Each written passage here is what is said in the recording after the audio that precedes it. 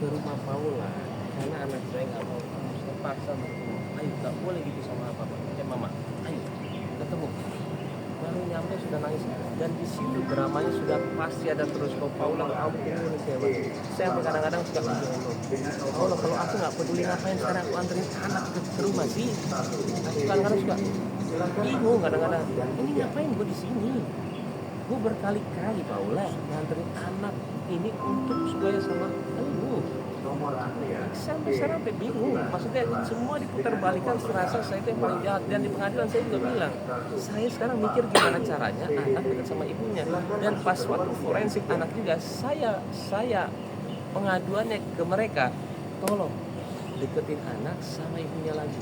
Dia pun kaget, bukannya saya tuh seperti mau tolong dong ini bantuin gua untuk ini, enggak, tolong dong deketin anak sama ibunya. Saya tanya semuanya. Tapi anaknya yang tidak mau. Anak ini selalu dijadikan sebagai objek dalam persoalan ini, seakan-akan sebuah benda mati. Anak itu juga punya, dia bisa ngomong, bisa menyatakan jahat mamanya dan sebagainya. Di dalam persoalan-persoalan hak asuh anak, hadana, itu hampir sama dengan persoalan adopsi. Syarat yang terpenting adalah seseorang itu sehat jasmani dan rohani. Ingat, hadona itu hampir sama dengan adopsi. Perbedaannya kalau hadona itu kepada keluarganya, ayah atau ibunya, sedangkan adopsi bisa kepada orang lain. Syaratnya sama, adalah sehat jasmani dan rohani. Apabila salah satu tidak sehat, atau jasmaninya atau rohaninya, dia tidak punya hak untuk mendapatkan hak asuh terhadap anak. Seperti itu. Pak Bayu, mungkin terakhir pesan untuk Pak Paula, apa sih setelah ini manipulatif seperti ini? Sabar Paula, sabar. Yuk sama-sama besarin anak, sabar. Saya selalu bilang sama dia, sabar.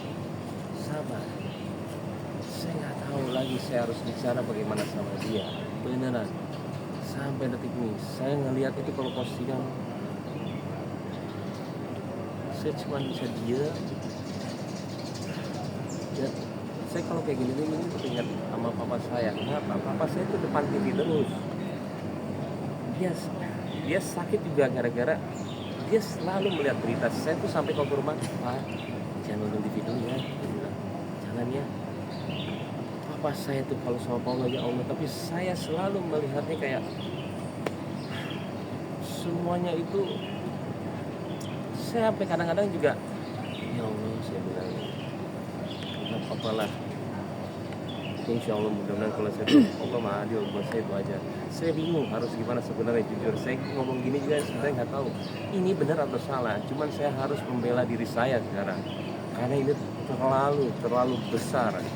Dan kadang-kadang teman saya pun juga percaya lagi.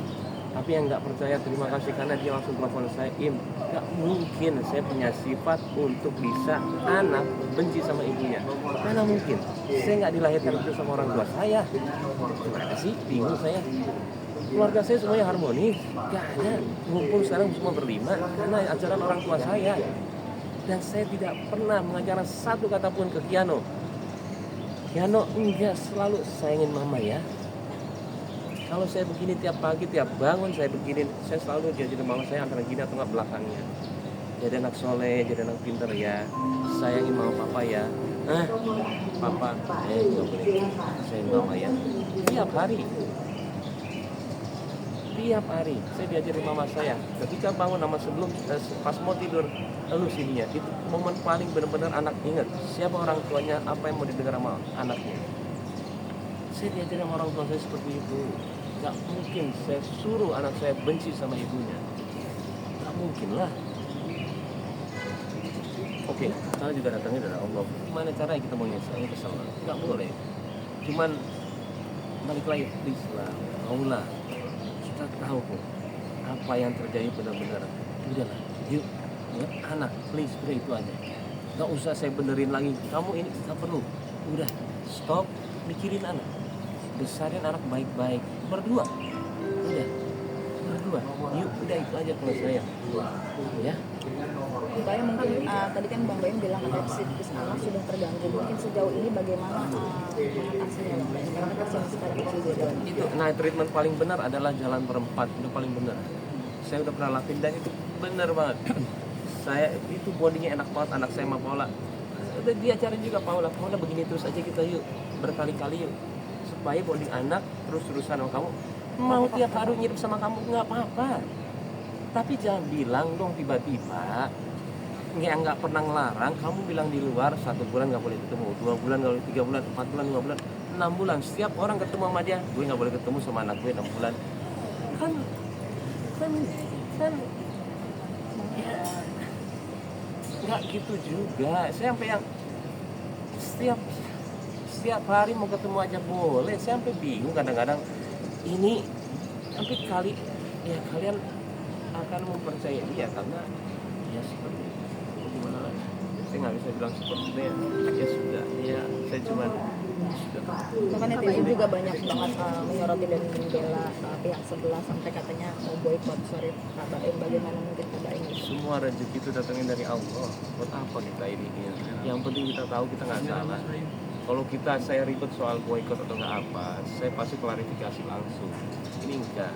Ini yang saya lakuin. Ini sudah menyangkut anak dan anak saya sudah melihat beritanya. Saya harus melakukan sesuatu dan saya minta izin sama semua teman saya yang tahu masalah ini dan keluarga saya. Saya takut salah lagi. Tapi Baim melihat karyawan kamu yang akhirnya speak up bahwa itu semua yang kayak gambar-gambar itu ternyata gambar sudah lama, itu seperti apa sih Baim? Oke. Video-video yang Sudah lama. kemarin bilang bahwa nggak boleh tapi apa itu ternyata sudah lama. Iya. Jadi gini loh, tambah detail saya cerita mengenai ini, takutnya kalian yang tambah benci sama Paula. Saya nggak mau juga. Tolonglah, kita juga keluarga, butuh privacy juga.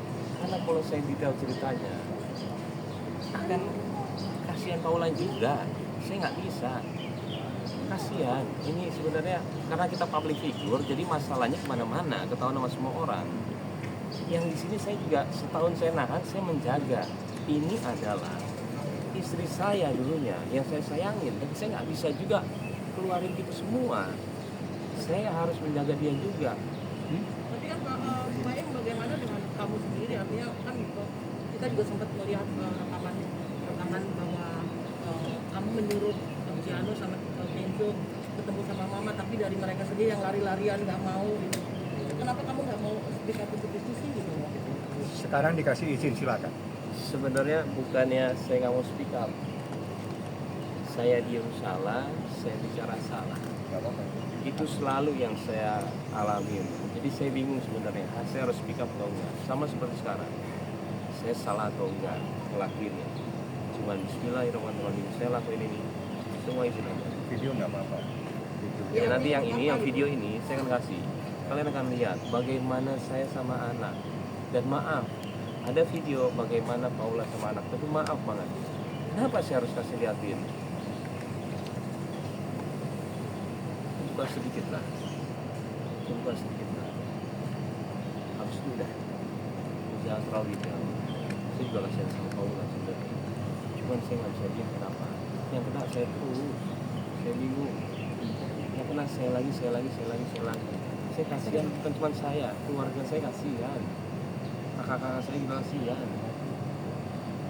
Udah, tapi ini video saya keluarin buat membela saya di situ aja.